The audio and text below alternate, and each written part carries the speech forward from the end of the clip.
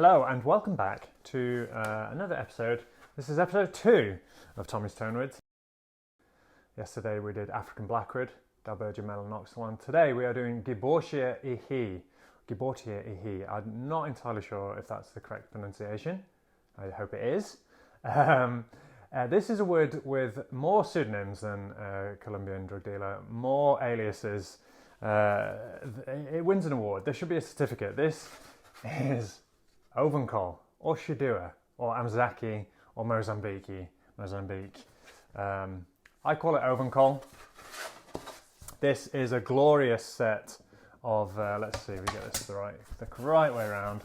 Glorious set of figured Ovangkol.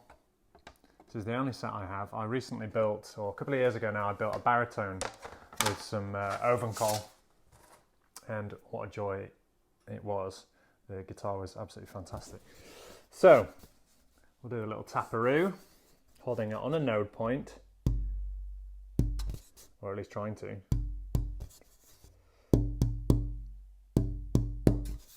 So hopefully you can pick this up on my lapel mic.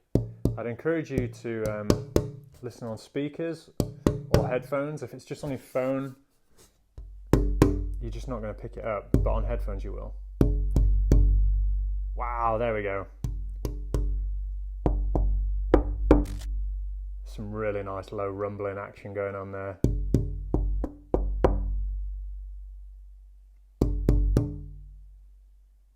Keeps going, but it also the kind of overtony, the higher upper partials, they fade away quite quickly. So definitely not as pingy as something like a rosewood, but very cool all the same. So Guibourtia ehie. So the specific gravity is 0.82, so not as dense as water. And the on the Janka scale of hardness, we are looking at, if we are to fire a steel ball of 1/2 inch into this Shedua, into this Ovangkol, it's going to take 1,330 pounds of force to drive that steel ball 1/2 inch into the surface of the Ovangkol. And just for reference, yesterday we did African Blackwood, which was, I believe, 3,760 pounds of force was needed. This needs 1,300. So quite significantly softer than African Blackwood, but still really bloody hard. So this wood comes from tropical West Africa. Really quite large trees, kind of 45 meters tall. And yeah, really beautiful.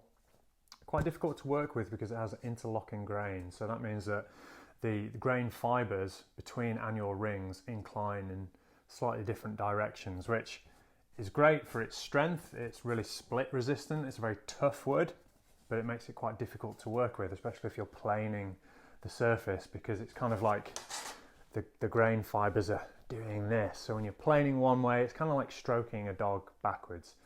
The dog doesn't like it, and it's not particularly pleasant for the one doing the stroking or the planing. But it does lend itself to this kind of really beautiful ribbony stripiness. We've also got some really nice figure in here as well. And it taps. It just sounds great. So this particular set I picked up when I was in California. I was looking at a lot of rosewood alternatives, trying to think of more sustainable avenues. And I bought 2 of these sets. I was really quite taken by it, and subsequently the other boys in the workshop discovered who I'd bought this wood from and snaffled up some extra sets. So let's just give this a squirt with the magic spray, because that's the good stuff. Yeah.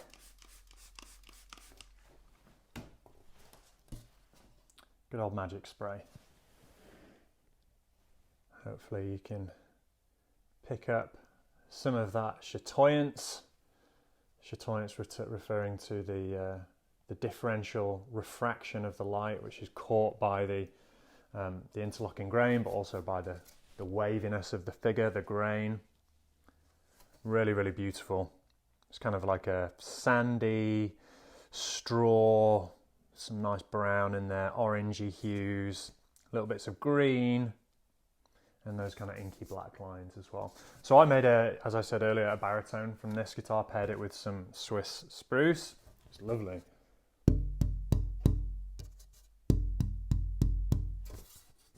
Really nice.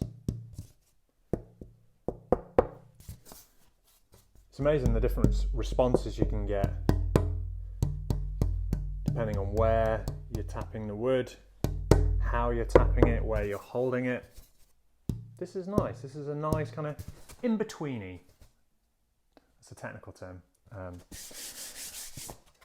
Not too, it's like a Goldilocks wood. Not too ringy, but not completely dead either. So there you go. Tommy's Tonewood, episode 2. Some Ovangkol. I'm going to put some links to the guitars that I built from Ovangkol, and please consider subscribing as well. Let's try and get to 1,000 followers, and then I can start making the megabucks and driving around in a solid gold car. So tomorrow, who knows what we're going to be looking at? Perhaps comment below. If you want to make any corrections, give me any feedback. I'd love to hear it. These videos are hopefully educational for you. They're also educational for me because it means I'm going back and really researching all the woods and getting excited about what I could possibly build with them. I think, what would we do with this? It's a really nice set, so probably go with a model L, nice and oversized.